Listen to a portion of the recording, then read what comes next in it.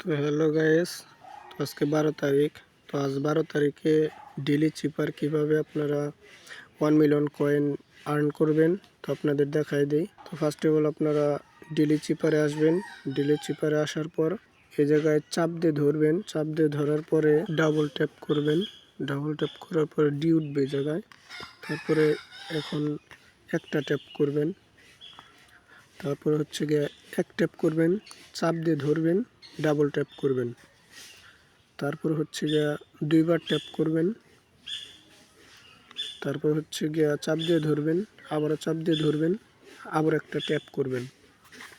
তারপরে 4টা ট্যাপ করবেন, 2 3 4। এই 4টা ট্যাপ করার পরে এইস আসবে।